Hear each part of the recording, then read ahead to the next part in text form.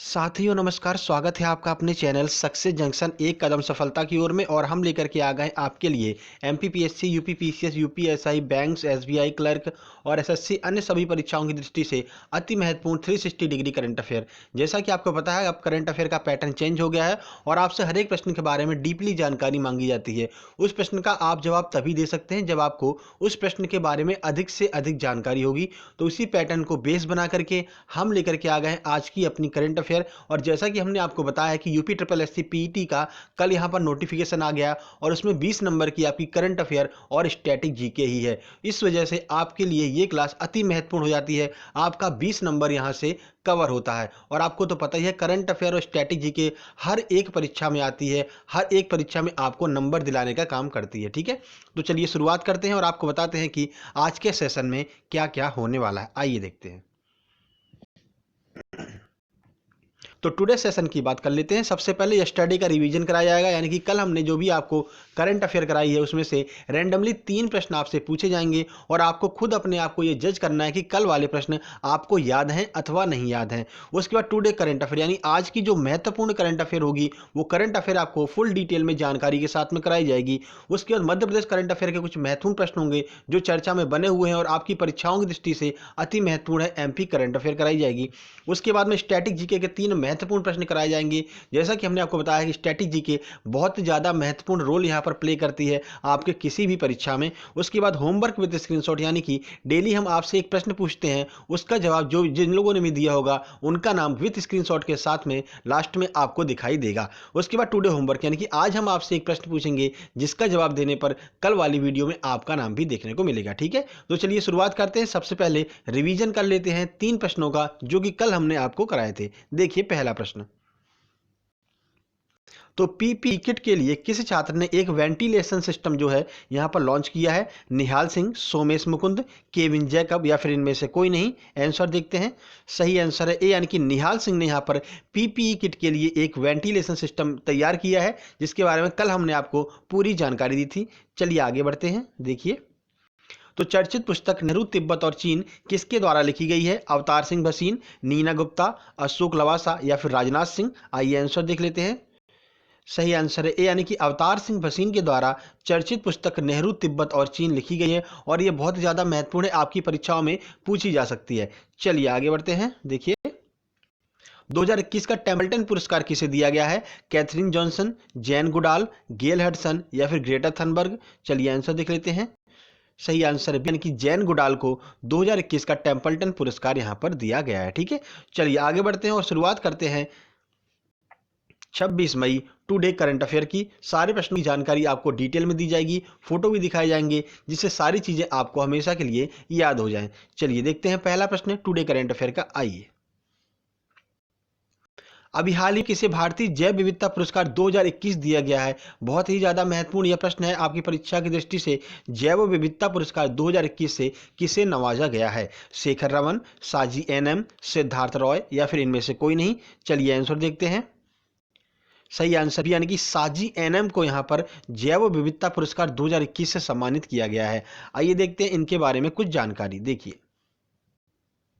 तो साजी एनएम, जिन्हें प्यार से केरल का ट्यूबर मैन भी कहा जाता है, इन्हें पालतू प्रजातियों के संरक्षण की व्यक्तिगत श्रेणी में भारत के जैव विविधता पुरस्कार 2021 से सम्मानित किया गया है। ठीक है, तो श्रेणी याद रखिएगा, पालतू प्रजातियों के संरक्षण की श्रेणी में। ठीक है, अंतर्राष्ट्रीय जैव विविधता दिवस 2021 के दौरान इन्हें 2 लाख रुपए नगद और प्रशस्ति पत्र से इन्हें पुरस्कृत किया गया है। ठीक है, तो ये याद रखना है कि आपको कि जो ये पुरस्कार है इसमें कितनी राशि प्रदान की जाती है, तो 2 लाख रुपए की राशि प्रदान की जाती है जैव विविधता पुरस्कार में। ठीक है, इन्होंने अपने खेतों में अधिक से अधिक एलिफेंट फूड याम, अरारोट, शकरकंद, चीनी, आलू सहित लगभग 200 कंद फसलों की एक विस्तृत श्रृंखला स्थापित की। साजी एनएम अपने इन्हीं प्रयासों के लिए 7 बार राज्य पुरस्कार भी प्राप्त कर चुके हैं, यानी कि केरल राज्य का भी पुरस्कार इनको 7 बार प्राप्त हो चुका है। ठीक है, चलिए आगे बढ़ते हैं अगले प्रश्न की ओर। देखिए, कोविड-19 के गांव में रोकथाम के लिए किस राज्य सरकार के द्वारा संजीवनी योजना चालू की गई है? देखिए, राजस्थान, मध्य प्रदेश, उत्तराखंड या फिर हरियाणा? आइए देखते हैं। सही आंसर डी, यानी कि हरियाणा राज्य सरकार के द्वारा संजीवनी परियोजना चालू की गई है। आइए कुछ जानकारी आपको देते हैं। देखिए, तो अभी हाल ही में हरियाणा राज्य सरकार के द्वारा संजीवनी परियोजना, जिसे द लाइफ प्रोजेक्ट भी कहते हैं, की शुरुआत की गई है। यह लोगों को कोविड-19 की हल्की से मध्यम लक्षणों के लिए जल्दी से स्वास्थ्य सेवा पहुंचाने में मदद करने वाली पहल है। ठीक है, ये मोबाइल एक मोबाइल ऐप है जो आपके लोकेशन के द्वारा आपकी सारी जानकारी, आपकी स्थिति कैसी है, अगर आप कोविड पॉजिटिव हैं तो आप क्या यहाँ पर यूज कर रहे हैं, क्या क्या खाना चाहिए आपको, ये सारी जानकारी हरियाणा राज्य सरकार को देगी और हरियाणा राज्य सरकार आपको समय समय पर यहाँ पर गाइड करती रहेगी। ठीक है, यह विशेषकर कोविड-19 को गांव में फैलने से रोकने के लिए चालू की गई है। ठीक है, अब हरियाणा की बात कर लेते हैं क्योंकि स्टैटिक जी के आपके लिए बहुत महत्वपूर्ण है यूपी ट्रिपल एस पीईटी के लिए। तो आइए देख लेते हैं हरियाणा के सीएम कौन है। मनोहर लाल खट्टर हरियाणा के सीएम है, राजधानी चंडीगढ़ है, और राज्यपाल कौन है, तो सत्यदेव नारायण आर्य जो है वो हरियाणा के राज्यपाल है। ठीक है, चलिए आगे बढ़ते हैं। देखिए, किस राज्य की शाही लीची को यूनाइटेड किंगडम में निर्यात किया गया है? असम, केरल, बिहार या फिर पश्चिम बंगाल? आइए आंसर देखते हैं। सही आंसर सी, यानी कि बिहार की जो शाही लीची है वो यूनाइटेड किंगडम में बहुत ज़्यादा फेमस है, इसलिए यूनाइटेड किंगडम में इसका निर्यात किया गया है। आइए कुछ जानकारी आपको देते हैं। देखिए, तो बिहार से शाही लीची की सीजन की पहली खेप 24 मई 2021 को हवाई मार्ग से यूनाइटेड किंगडम को निर्यात की गई है। ठीक है, यह फल बिहार के मुजफ्फरपुर के किसानों के द्वारा मंगवाया जाता है, यानी मुजफ्फरपुर में जो है वहां पर शाही लीची का उत्पादन होता है। शाही लीची बिहार का चौथा जीआई टैग प्रमाणित उत्पाद है। इससे पहले बिहार में कितने लोगों को जीआई टैग मिल चुका है, तो जर्दालू आम, कतरनी चावल, मगही पान को भी जीआई टैग दिया जा चुका है, यानी कि कुल मिलाकर के 4 जीआई टैग हो गए आपके बिहार के। कौन कौन से हो गए? शाही लीची हो गया, और जर्दालू आम हो गया, कतरनी चावल और मगही पान, इन 4 चीज़ों को जो है बिहार में जीआई टैग प्रदान किया गया है। ठीक है, चलिए बिहार की बात कर लेते हैं। तो बिहार के सीएम हैं नीतीश कुमार और बिहार के राज्यपाल हैं फागू चौहान और राजधानी है पटना। ठीक है, चलिए आगे बढ़ते हैं, अगले प्रश्न की ओर चलते हैं। देखिए, अनाथ बच्चों के लिए वात्सल्य योजना की शुरुआत किस राज्य सरकार के द्वारा की गई है? छत्तीसगढ़, मध्य प्रदेश, उत्तराखंड या फिर मणिपुर? आइए आंसर देखते हैं। सही आंसर सी, यानी कि उत्तराखंड के द्वारा अनाथ बच्चों के लिए वात्सल्य योजना की शुरुआत की गई है। देखिए कुछ जानकारी। तो उत्तराखंड के मुख्यमंत्री तीरथ सिंह रावत ने कोविड-19 के कारण अपने माता पिता को खो चुके अनाथ बच्चों के लिए मुख्यमंत्री वात्सल्य योजना की शुरुआत की है। यहाँ पर वात्सल्य है, मुख्यमंत्री वात्सल्य योजना की शुरुआत की है। योजना के तहत राज्य सरकार 21 वर्ष की आयु तक उनके भरण पोषण, शिक्षा एवं रोजगार हेतु प्रशिक्षण की व्यवस्था करेगी। ठीक है, 21 वर्ष तक उनके भरण पोषण, खाने पीने की व्यवस्था करेगी, और शिक्षा जो ग्रहण करना चाहते हैं उस शिक्षण की व्यवस्था कौन करेगी? राज्य सरकार करेगी वात्सल्य योजना के अंतर्गत। ऐसे बच्चों को प्रति माह रुपए 3,000 का रखरखाव भत्ता भी दिया जाएगा। ठीक है, अब देखिए कुछ महत्वपूर्ण स्टैटिक जीके के प्रश्न जो है उत्तराखंड से बनते हैं। तो फूलों की घाटी सस्पेंशन ब्रिज, ये आपका उत्तराखंड में ही स्थित है। उसके बाद में तेंदुआ संरक्षण परियोजना उत्तराखंड में ही चलाई जा रही है। ये बहुत महत्वपूर्ण परियोजना है, अभी एनटीपीसी में पूछी गई है। तेंदुआ संरक्षण परियोजना, यानी कि हिम तेंदुआ संरक्षण परियोजना कहाँ पर चलाई जा रही है, तो ये आपकी उत्तराखंड में ही चलाई जा रही है। ठीक है, चलिए आगे बढ़ते हैं। देखिए, तो चांद पर पानी की खोज के लिए नासा अपना पहला मोबाइल रोबोट कब भेजेगा? 2022, 2023, 2027 या फिर 2030? चलिए आंसर देखते हैं। सही आंसर यानी कि 2023 तक चांद पर पानी की खोज के लिए नासा अपना पहला मोबाइल रोबोट भेजने वाला है। देखिए कुछ जानकारी। तो नासा 2023 तक चंद्रमा पर पानी एवं अन्य संसाधनों की खोज के लिए एक मोबाइल रोबोट भेजने की परियोजना पर कार्य कर रहा है। नासा यह मोबाइल रोबोट अपने कार्यक्रम ऑर्टेमिस के रूप में चंद्रमा की सतह पर और नीचे दबे बर्फ एवं अन्य संसाधनों की तलाश के लिए करेगा। यानी कि चंद्रमा की सतह पर इन्हें ऐसा महसूस हुआ है कि वहां पर बर्फ है और कुछ अन्य संसाधन है जो महत्वपूर्ण साबित हो सकते हैं मानव जाति के लिए, इसलिए उन्होंने जो है नासा पर अपना एक मोबाइल रोबोट भेजने का कार्यक्रम यहाँ पर स्थापित किया है। चलिए नासा की बात कर लेते हैं। तो नासा की स्थापना 1 अक्टूबर 1958 को की गई थी। नासा का फुल फॉर्म क्या होता है, कई बार पूछा गया परीक्षाओं में। तो national aeronautics and space administration जो है वो नासा का फुल फॉर्म होता है, और अमेरिका की अंतरिक्ष एजेंसी है नासा, ये तो आपको पता ही होगा। चलिए आगे बढ़ते हैं, अगले प्रश्न की ओर चलते हैं। देखिए, तो विश्व थायराइड दिवस कब मनाया गया है? यह भी बहुत महत्वपूर्ण प्रश्न है, यह भी परीक्षाओं में कई बार पूछा जा चुका है। ऑप्शन है 24 मई, ऑप्शन बी है 23 मई, ऑप्शन सी है 20 मई या फिर ऑप्शन नंबर डी है 25 मई। तो बताइए कि विश्व थायराइड दिवस कब मनाया गया है? देखिए आंसर।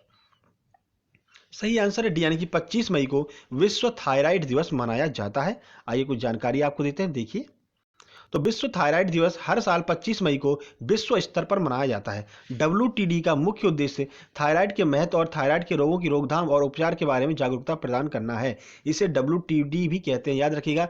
कभी कभी आपसे पूछा जा सकता है कि WTD का फुल फॉर्म क्या है, तो वर्ल्ड थायराइड डे जो है वो WTD का फुल फॉर्म है। ठीक है, इस दिवस की स्थापना 2008 में यूरोपियन थायराइड एसोसिएशन और अमेरिकन थायराइड एसोसिएशन के नेतृत्व में की गई थी। दो लोगों ने मिलकर के इसकी जो है स्थापना की थी इस दिवस की। अब देखिए यहां से एक प्रश्न बनेगा जो आपकी परीक्षा में पूछा जाता है कि आयोडीन की कमी से थायराइड ग्रंथि में एक विकार उत्पन्न हो जाता है जिसकी वजह से गलगंड या फिर घेंघा नामक रोग भी हो जाता है। ये बात भी आपको याद रखनी है, आयोडीन की कमी से घेंघा नामक रोग हो जाता है। ठीक है, और किसमें विकार उत्पन्न होता है, तो थायराइड ग्रंथि में जो है विकार उत्पन्न हो जाता है। T3 T4 TSH ये जो हार्मोन होते हैं वो थायराइड ग्रंथि के द्वारा ही निकाले जाते हैं। ठीक है, चलिए आगे बढ़ते हैं। देखिए बंगाल की खाड़ी में बनने वाले 2021 के पहले तूफान यास के ओडिशा तट से कब टकराने की संभावना है। तो यहाँ पर आपको पता है कि बंगाल की खाड़ी में एक तूफान यहाँ पर बना है जिसका नाम है यास, और अब वो ओडिशा तट की ओर बढ़ रहा है। तो कब आ जाएगा ओडिशा तट पर, यही आपसे पूछा जा रहा है। ऑप्शन है 26 से 27 मई के बीच, 28 से 29 मई के बीच,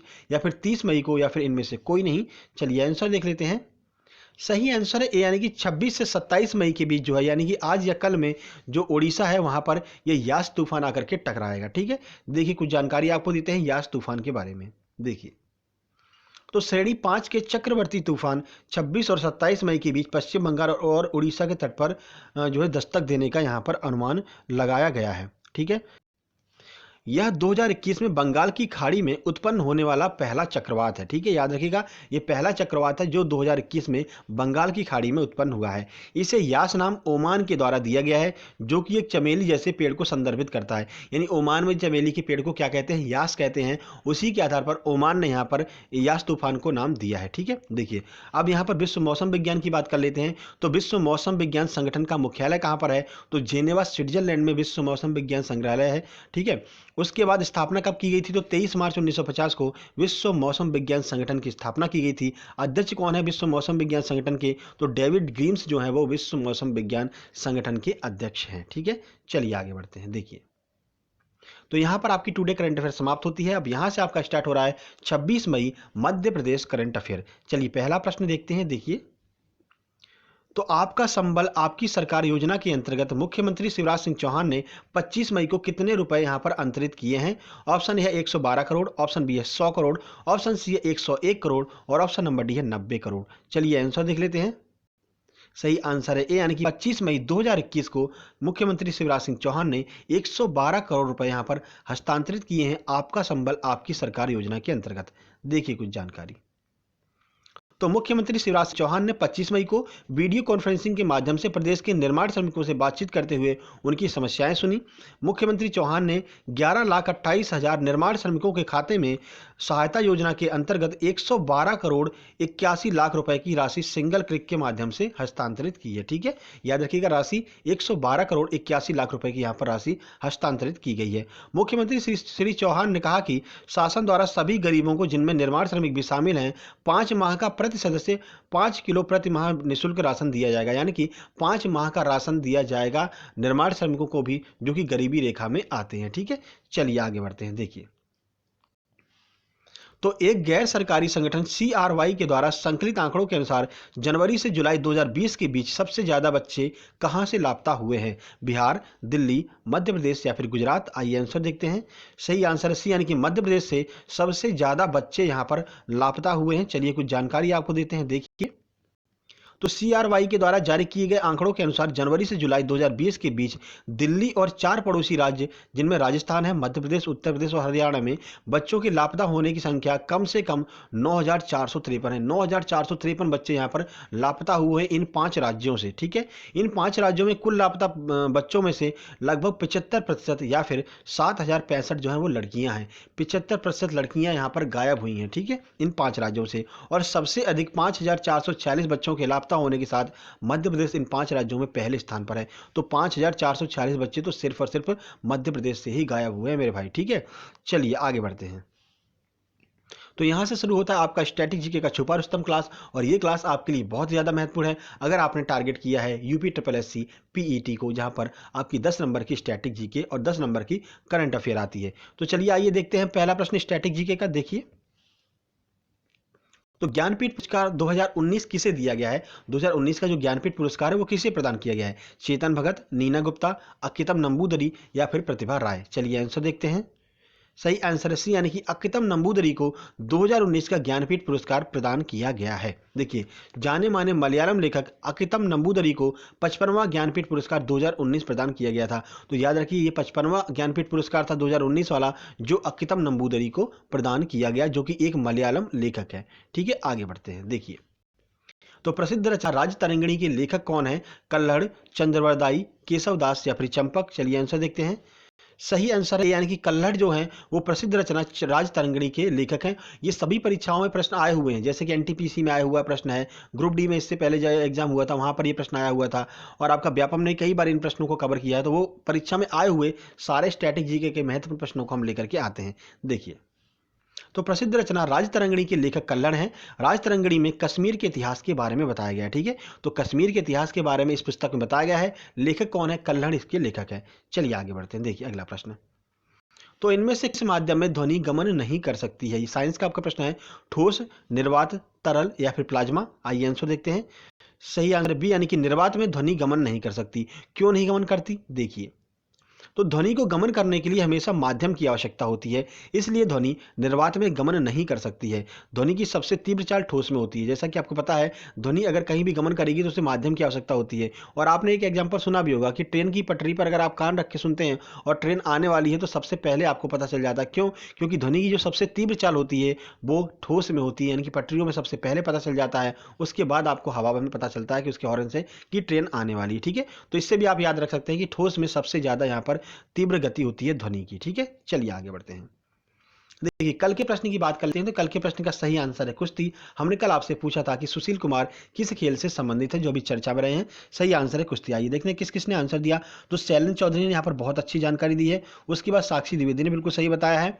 उसके बाद माई वर्ल्ड करके है, बोले वेरी नाइस सर, बहुत बहुत धन्यवाद आपका। उसके बाद दीप्ति द्विवेदी ने बहुत सही जानकारी दी है। पूजा दांगी ने बिल्कुल सही बताया। सचिन पारासर ने बहुत अच्छी जानकारी दी है। रूपाली चौहान ने बहुत अच्छी जानकारी दी है। अवंतिका शुक्ला ने बताया कुश्ती खेलते हैं। शिल्पा वाकेड़े ने बताया कि कुश्ती खेलते हैं। बहुत बहुत धन्यवाद आप लोगों का कमेंट करने के लिए। ऐसे ही कमेंट करते रहिए, आपका एग्जाम बहुत अच्छा जाने वाला है। सारे प्रश्न आपके यहाँ से क्लियर होते चलेंगे। ठीक है, चलिए आगे बढ़ते हैं। देखिए आज का प्रश्न, तो आज का प्रश्न है, सौर मंडल में किस ग्रह के चारों ओर वलय या फिर चक्र पाए जाते हैं? प्रश्न एक बार फिर से सुनिए। सौर मंडल में किस ग्रह के चारों तरफ वलय या फिर चक्र पाए जाते हैं? आपको जितनी भी जानकारी मिल सके उतनी जानकारी आपको कमेंट बॉक्स में कमेंट करना है। चलिए, उससे पहले हम आपको बता दें कि हम एमपीपीएससी वालों के लिए रोज दोपहर में 12:30 बजे यहाँ पर प्रैक्टिस सेट लेकर के आते हैं। तो कल हम ई कॉमर्स लेकर के आए थे। कल आपके लिए हम प्रमुख आयोग के प्रश्न लेकर के आए थे। उससे पहले हम ई कॉमर्स के प्रश्न लेकर के आए थे। तो डेली प्रैक्टिस करते रहिए और आगे बढ़ते रहिए। यही हमारी उम्मीद है आपसे कि आपका बहुत जल्द ही सिलेक्शन होगा। ये वीडियो पसंद आई, वीडियो को लाइक कीजिए, दोस्तों के पास शेयर कीजिए, चैनल को सब्सक्राइब करके नोटिफिकेशन बेल दबा लीजिए, क्योंकि डेली हम आपके लिए ऐसे ही महत्वपूर्ण करंट अफेयर और स्ट्रैटेजी के प्रश्न लेकर के आते रहते हैं। साथ ही साथ में 12:30 बजे प्रैक्टिस सेट भी लेकर के आते रहते हैं। ठीक है, तो जल्दी मिलते हैं दोपहर में 12:30 बजे। तब तक के लिए नमस्कार, धन्यवाद।